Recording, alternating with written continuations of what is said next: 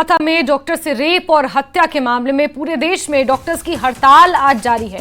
Indian medical association के banner तले ये हड़ताल हो रही है। इमरजेंसी सेवाओं को छोड़कर बाकी सभी स्वास्थ्य सेवाएं इससे प्रभावित हो रही हैं। सुबह 11 बजे प्रेस कॉन्फ्रेंस भी डॉक्टर्स करने वाले हैं। करनाल में डॉक्टर्स प्रेस कॉन्फ्रेंस करेंगे।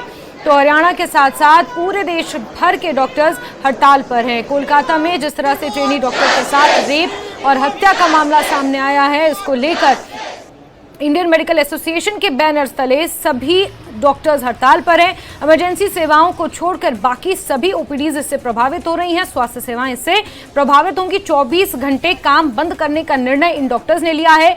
तो जिस तरह से डॉक्टर्स अपनी सुरक्षा की मांग कर रहे हैं, इसको लेकर लगातार विरोध प्रदर्शन, नारेबाजी और चक्का जाम किया जा रहा है। इसी के मद्देनजर करनाल में भी डॉक्टर्स हड़ताल पर हैं। तमाम अस्पतालों और मेडिकल कॉलेजेस के डॉक्टर्स हड़ताल पर हैं।